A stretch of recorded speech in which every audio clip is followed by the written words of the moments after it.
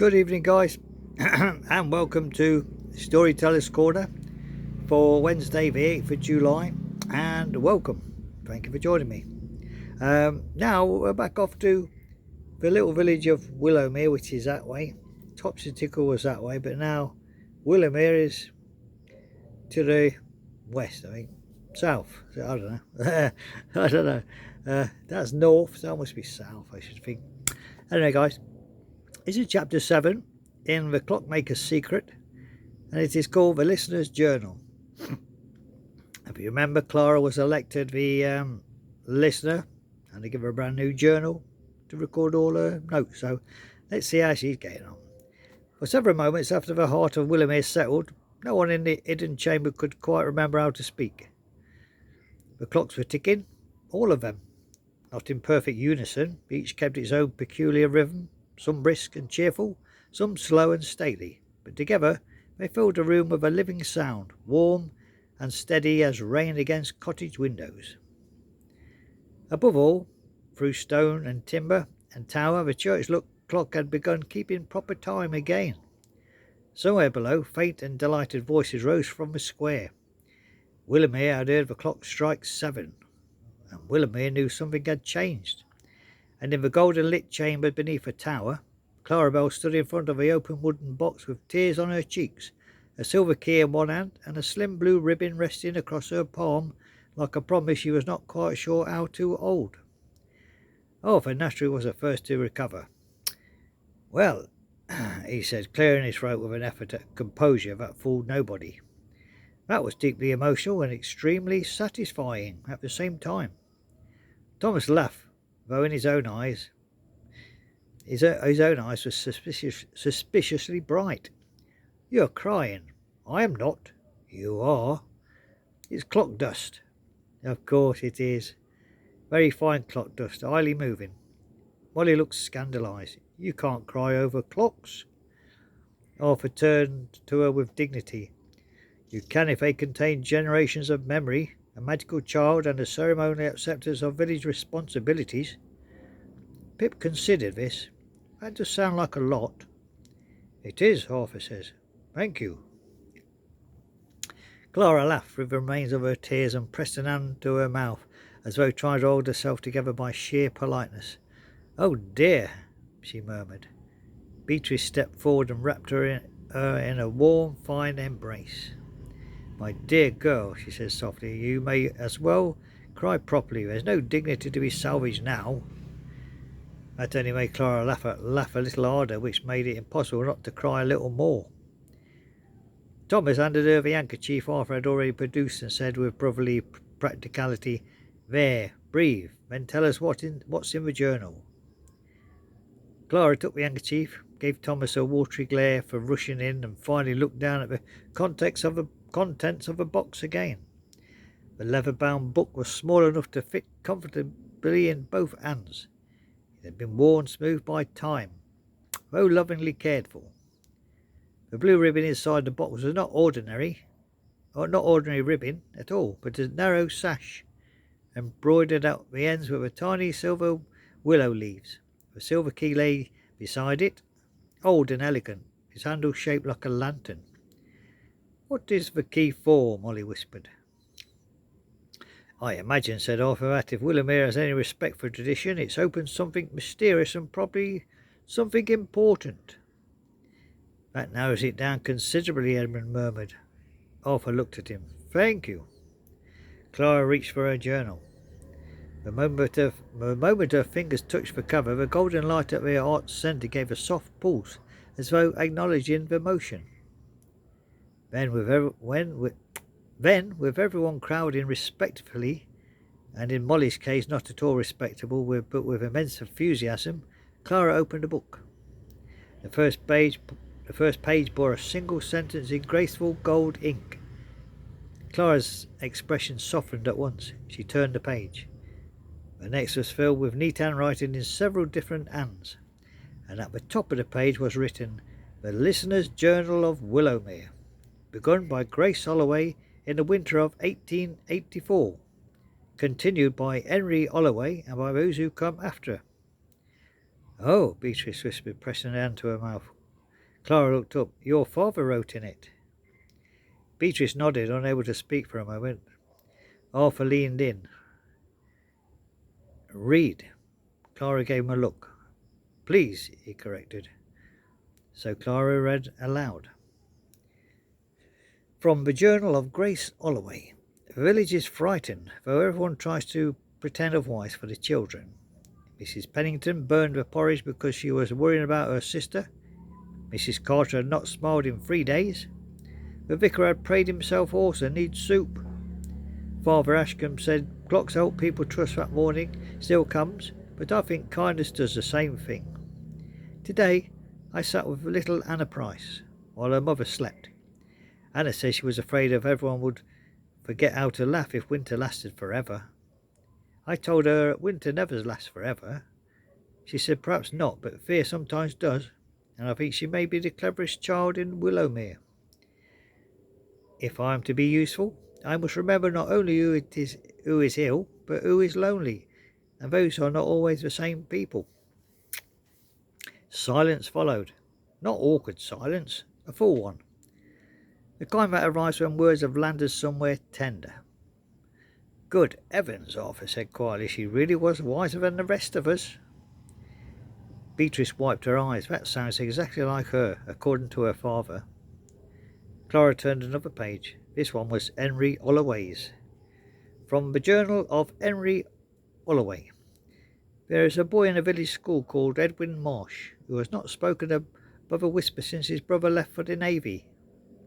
He says he has no news worth sharing if a person he must want to tell is not here to listen to it. I have decided this is nonsense and have assigned him the task of reading poetry aloud to the Ns, who are excellent listeners and poor critics.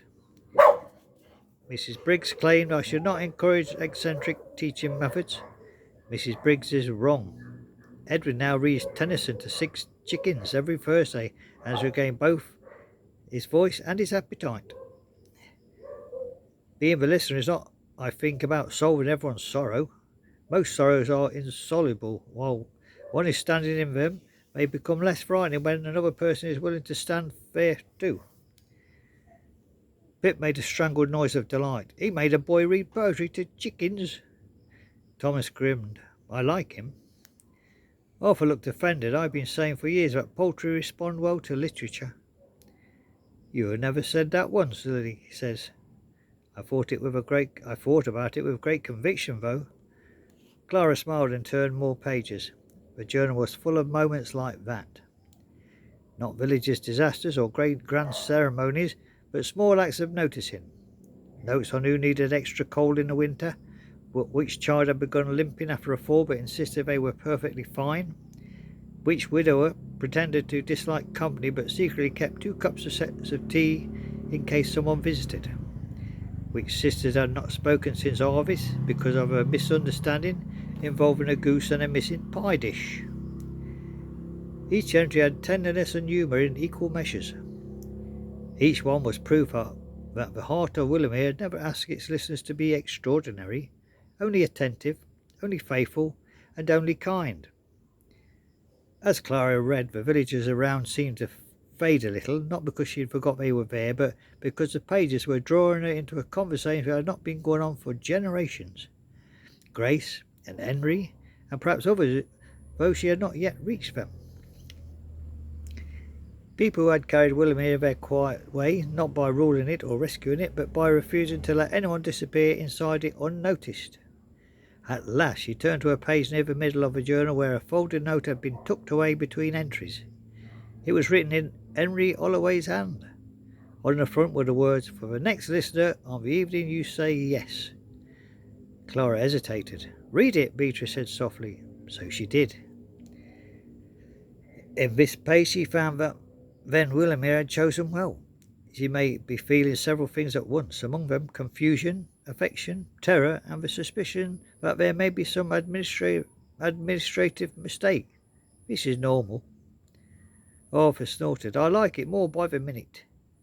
Clara kept reading, smiling despite herself. You may also believe you are not grand enough for the role. Good. Grandeur is useless here. Willamere does not need a figurehead. It needs a pair of open ears, a dependable memory, and someone who can tell the difference between a problem about wants solving and a sorrow about only wants company. You will not always know what to do. This is almost normal. Some days the work of listening will look like tea. Some days it will look like silence. Some days it will look like standing in a doorway with a loaf of bread and pretending you were simply passing. At this, Thomas let out a low laugh. That's exactly what I do. Clara tried to continue reading with dignity and failing slightly around the edges. There are 3 gifts in the box. You already know the journal. The ribbon is to be worn only when the heart calls for a gathering, or when the village requires the listener to speak not as a neighbour alone, but on behalf of memory itself. In other words, ceremonial occasions, emergencies, and any meeting involving Arthur Finch if he has brought diagrams. Arthur looked triumphant. You see, history recognises me. It warned Clara about me. This is not the same thing, Edmund said. It is very close. Clara read on, now laughing openly. The key opens the small blue door in the clock chamber. You will know it when you see it. Inside are records, letters, and one final object that belongs to the listener alone. If you are reading this, I suspect this time has come for you to be passed on. Do not be afraid of getting things wrong. The art of Willamere does not ask for perfection. It only asks that no one in the village should carry joy or grief entirely by themselves, if it can be helped. And if you are uncertain, feed people first. Good decisions are very difficult on an empty stomach. With affection and complete confidence, Henry Holloway. By the end of the letter, half the room was smiling and the other half looked though they might cry. Clara shook the journal gently and pressed it against her chest for a moment. Feed people first, Molly whispered reverently. That's practicality, a sacred instruction. It should be, said Thomas. Beatrice laughed softly through her tears. My father would have adored Clara. Your father sounds as though he had adored anyone who turned up with a proper loaf and a common sense, Arthur replied. Which is exactly why he had adored Clara, said Lily. Clara wiped her eyes again, though now she was smiling. All right, she said. Apparently I have inherited a journal, a ribbon, a key, and a deeply unreasonable amount of responsibility. Not unreasonable, Edmund said quietly. Shared. She looked at him. He nodded towards the others. You're the listener? Yes, but you're not doing it alone. That, more than anything, seems to steady her. She drew a breath. Right. Arthur perked up at once. Excellent. In that case, I assume we are all eager to inspect the blue door immediately. Thomas laughed. Of course you are. There is a key. There is the door. I fail to see what else the evening could possibly contain.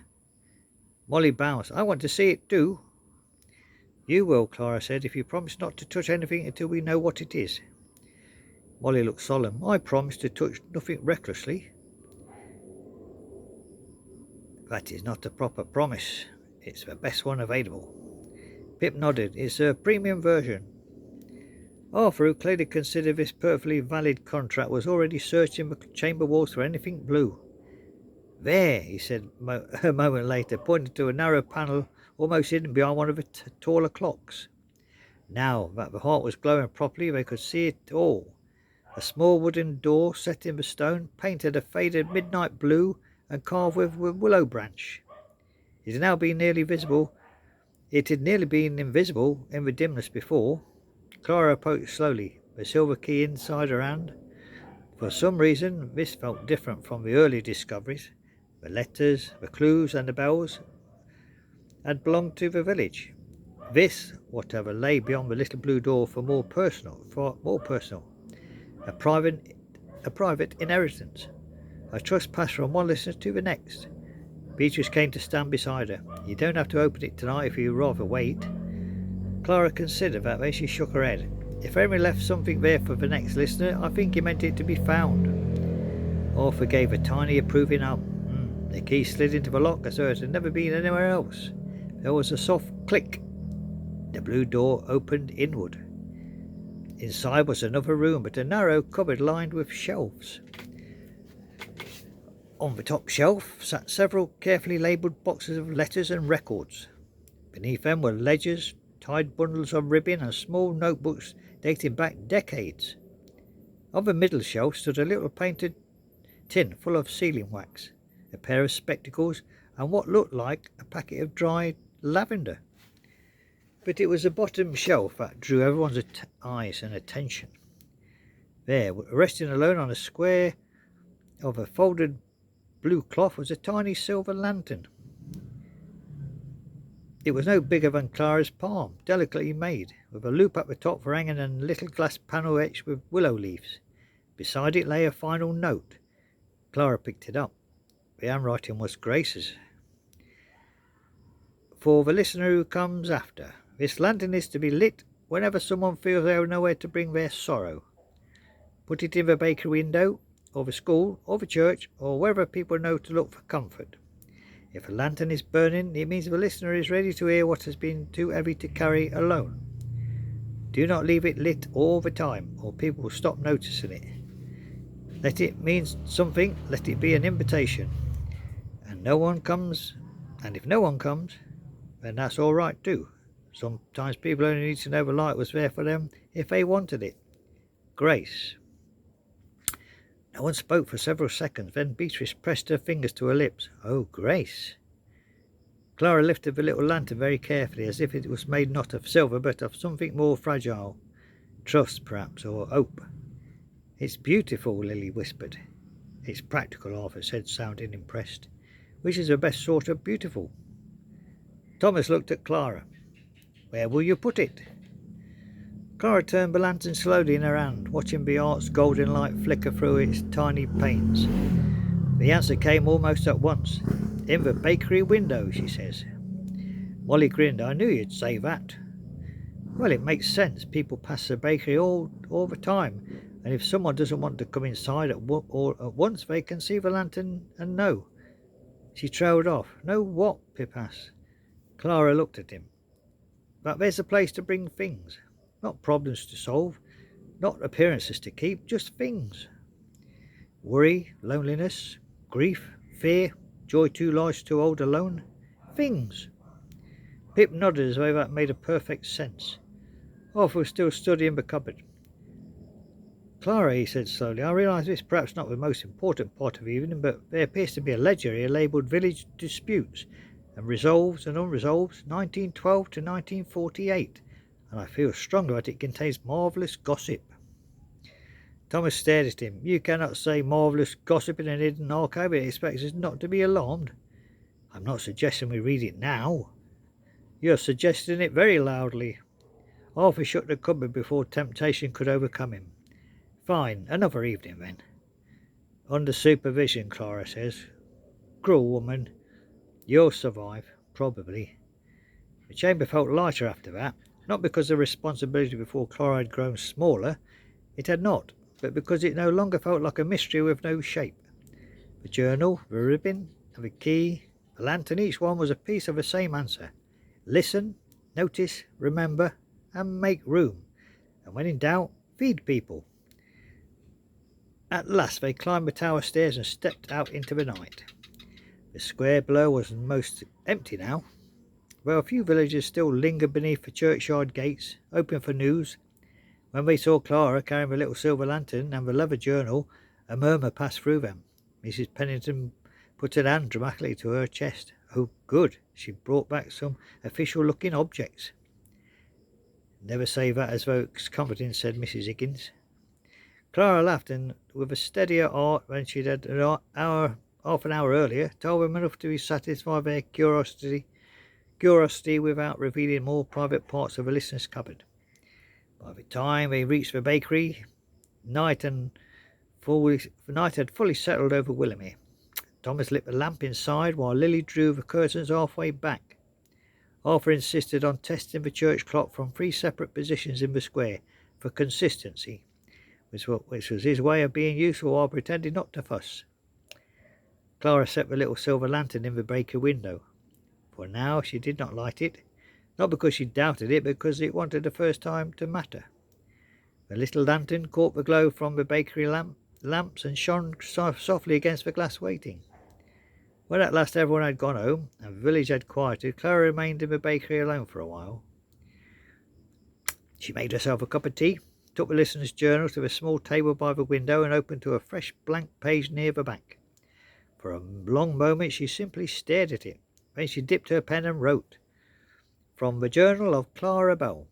Tonight, Willamere asked me to say yes. I did, though I am still not entirely certain how it happened. One minute I was ringing a bell in the square, and the next I had inherited a journal, a ribbon, and what appears to be a very serious relationship with a magical clock. I am frightened of doing this badly, but Henry Holloway says this is normal, and Gray seems to think soup is a reasonable foundation for responsibility, which is comforting. So I will begin there. Tomorrow I shall bake an extra loaf, ask Mrs. Carter how her cough is, and try to remember that listening is not the same as fixing. That may be enough for one day." Clara read it over, smiled a little at the final sentence, and closed the journal. Outside, Willamere slept beneath the stars. Inside the church tower, the heart of Willamere ticked steadily on, and in the bakery window, the tiny silver lantern waited for the day its light would be needed. So there we go, guys. That is the end of chapter 7. Yes, chapter 7. A listener's journal. So join me tomorrow, guys. Join me tomorrow for The Clockmaker's Secret. And it's going to be chapter 8. The first light in the bakery window. So we'll see if the lantern will be lit after all. So there we go. Hope you're enjoying this story, guys. And don't forget, tomorrow we're going back to our Victorian scandalous story, Between Duty and Desire, and it looks like blackmail's the order of the day. We'll see how Lady Caroline and Thomas end up there, but someone has been listening and they're using it for their advantage and for spite as well, I think. So we'll see what happens tomorrow, guys. Join me for that tomorrow. Chapter 34, Between Duty and Desire, The Price of Silence. Price of Silence. So there we go. It smells of blackmail to me, guys. I'm not a detective, but I wish I was. But it does sound like blackmail to me, guys. So there we go. Thank you, guys, for joining me in Storyteller's Corner. Wednesday evening, Wednesday the 8th of July. Join me again tomorrow. We'll have some more tales from the little village of Willamere. And then we'll go to Victorian London as well, in England. So there we go, guys. Thank you very much, guys, and have a lovely peaceful night. Bye bye now, and God bless us all. Bye bye now.